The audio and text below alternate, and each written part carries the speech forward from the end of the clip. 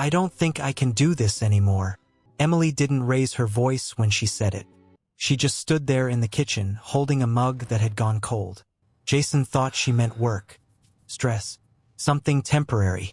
But then she added, I feel like I'm married to you and managed by your parents. That's when the room changed. The coffee maker hummed. Rain tapped softly against the suburban window, and Jason, still in his wrinkled office shirt, realized this wasn't just another argument. This was something breaking. Slowly, quietly, and maybe for good. Jason Miller was a 36-year-old physical therapist. He spent his days helping patients recover movement, teaching them how to walk again, lift again, live again. But at home, he avoided anything that felt like conflict. His flaw wasn't anger. It was avoidance. He hated tension so much. He let it grow. Emily, on the other hand, was a high school art teacher. She loved color, chaos, and creativity. She wore oversized sweaters, kept paint under her nails, and drank iced coffee even in winter. Her motivation was simple. She wanted a peaceful home. Not perfect, just hers. They lived in a quiet 2-story house in a New Jersey suburb. Tree-lined streets, dog walkers in the morning, kids biking after school. Should have felt safe, but it didn't. Not anymore. Jason's parents had moved in for a few months after his dad's minor surgery. That was 9 months ago. At first, Emily tried. She cooked dinners, pasta, roasted chicken, even learned his mom's favorite recipes. She adjusted, listened, stayed quiet, but small things started piling up. His mom rearranging the kitchen. You'll find it easier this way. His dad commenting on her schedule. You come home too late for a wife. Jason would shrug it off.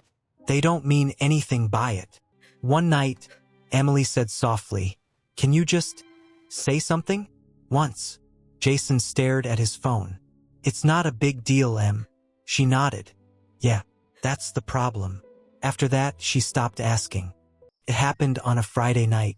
Jason came home late from work, exhausted. The house smelled like garlic and burnt bread. Voices echoed from the dining room. His mom, his dad, and Emily. I'm not quitting my job, Emily said. Her voice wasn't loud, but it was firm. His mom responded immediately. A home needs a woman's full attention. Emily laughed, but it wasn't humor. It's 2026. That's not how this works. Jason stepped in. Hey, what's going on? 3 faces turned to him, waiting. His dad spoke first. She's choosing work over family. Emily looked at Jason. Not angry, just waiting. This was the moment. A simple sentence could have changed everything. She's not choosing. She's balancing. That's all he had to say. But instead, he sighed. Can we not do this tonight? Silence. Heavy. Sharp. Emily's expression didn't change. But something inside her did. Okay, she said quietly, and she walked upstairs. Jason didn't follow. That was the moment he didn't notice, but would remember forever. The house got quieter after that. Not peaceful, just empty. Emily still woke up early, still made coffee, still went to work. But she stopped sharing her day, stopped laughing at his jokes, stopped sitting next to him on the couch. One early morning, around 6:10 a.m., Jason walked into the kitchen. The sky outside was pale gray, the kind of quiet that feels heavier than noise. Emily sat at the table. No phone, no coffee, just staring out the window. You okay? Jason asked. She didn't answer right away. Then she said, I used to feel like this was my home. He frowned. It is your home. She shook her head slightly. No, it's your parents' house. I just live in it. Jason felt defensive. That's not fair. She finally looked at him. Eyes tired, not angry. Fair? She said softly. I've been adjusting for 9 months. You haven't adjusted once. That stayed with him. Not because he agreed, but because deep down he knew it was true. It didn't explode. Faded. One evening, Jason came home to silence.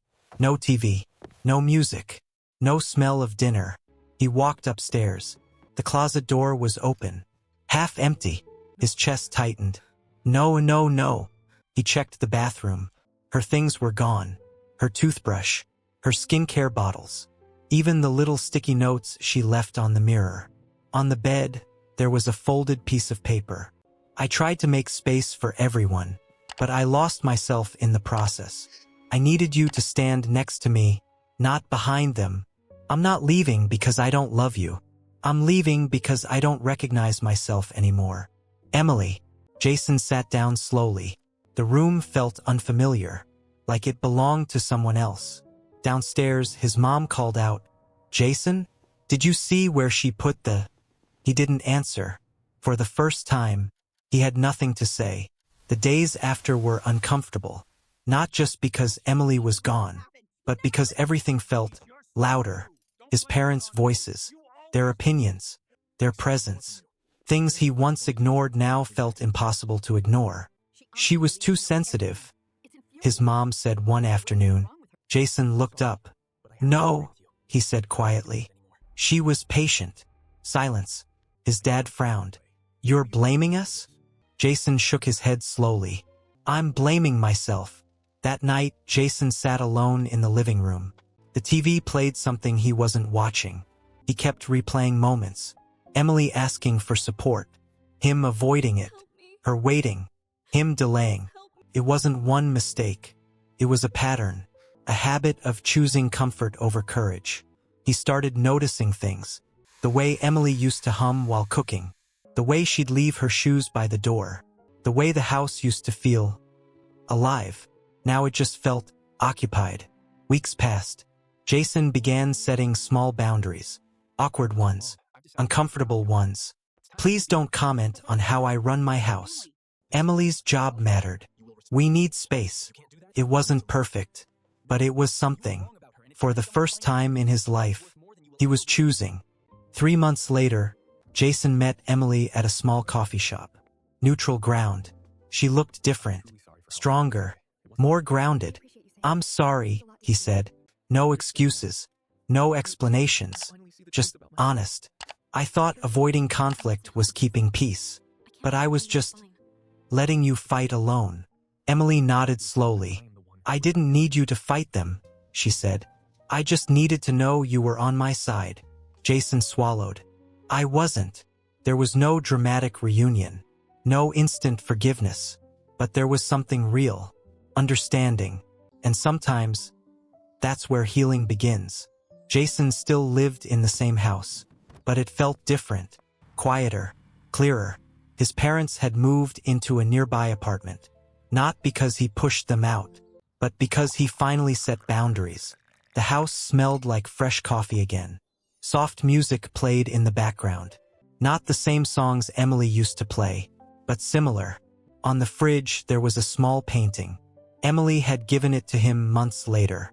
Not a sign of getting back together, just closure. Jason wasn't perfect now. He still avoided conflict sometimes, still hesitated, but he didn't stay silent anymore. Sometimes relationships don't break because of big fights.